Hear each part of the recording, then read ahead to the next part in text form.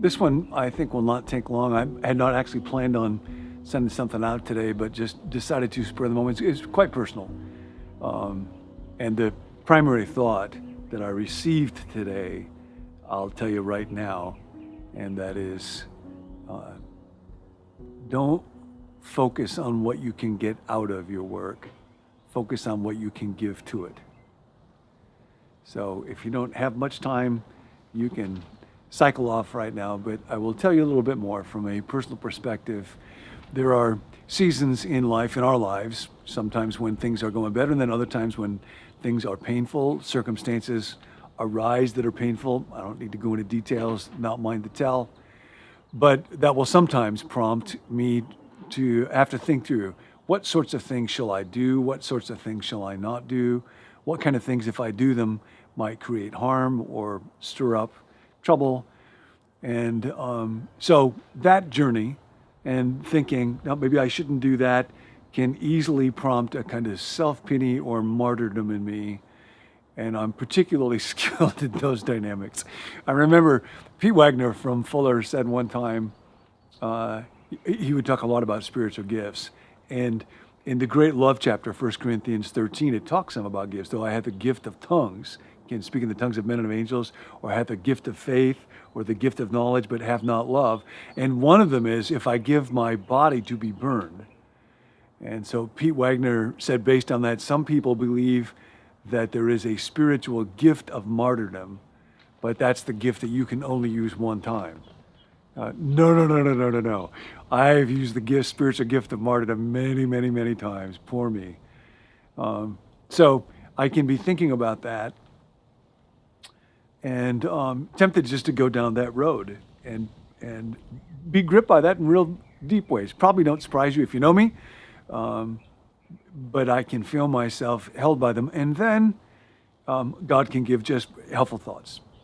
And I was reading a passage where Paul's writing to the church at Thessalonica, 1 Thessalonians, and in the second chapter, he talks about how he was with them. And he said, I wasn't with you in order to please people. And I wasn't there with kind of thinly veiled greed. And I wasn't there to build up my reputation to get praise. And I thought how deep those motivations are within me. They are very deep, and I keep finding them. And one of the gifts about going through something kind of difficult is that I can recognize once again, if I got to let go of that, really, that's what I'm concerned about, is I got to let go of having people approve of what I'm doing, or winning reputation, or not even very thinly veiled greed. And then Paul says, I was among you like a nursing mother. And I think about what a tender image that is. And it's not just a parent, it's a mom, and not just a mom, but a nursing mother. A nursing mother is in pain if she's not able to nurture, to give to her child. And for Paul, it was that way. And then he has this line, I think it's in verse 8, that I loved many years ago when I was first finishing up in grad school, where he says, so deep was our love for you, my love for you, that we were pleased to share with you not just the gospel, but our very lives, our very souls. And that picture of not just being at a place where you can teach people or talk with people, but wanting them to know you deeply, wanting to do things together, wanting to talk, wanting to share things at the level of soul is such a beautiful picture. And I have often felt like I know other people who do that so much better than I do and wish I could do it better. And then was given that gift to remember again, John, as you think about your work, don't ask what you're going to get out of it. Ask what you can give to it. Because that's what matters. And when you get to the end of your life, that's what you will look back on well. And it sounds strange to say, this is where this is quite personal, and mostly for those of you that tune in kind of regularly and are kind of part of this community. What I felt like was God has given me strangely the gift of kind of being able to pastor or shepherd or teach or something, this little flock of us. And sometimes to talk with some of you, and sometimes to hear back from some of you. I heard from a friend today who told me about how something that we talked about here, really from Jesus and then pretty much from Dallas, so I was way down the line of distribution, but something helped him, and I knew that it really was helpful. And it just made me want to tell you, in some strange way, I need you. And I don't mean that you should tune in out of a sense of obligation at all. I think it taps into something deep in all of us about this need to be needed. It is a very vulnerable feeling. The thought that came was a movie you might have seen many years ago with Bill Murray and Richard Dreyfuss called What About Bob? And Bob is this, unbelievably neurotic character whose basic motto for life is, I need. And I remember reading many years ago a book by great Old Testament scholar Hans Walter Wolff, Old Testament anthropology. What does it mean to be human? What are the parts of a person? And when he got to the word nephesh, soul, he said that reflects needy man. The soul, by its very nature, is not something that brings a lot of energy or strength. Our spirit can, our will can, but the soul reflects our deep neediness before God. And I thought that's my journey. And to be able somehow to do ministry out of neediness and to keep being brought back to it. And somehow find in my need for God, there is a foundation for life that is more secure than any circumstance.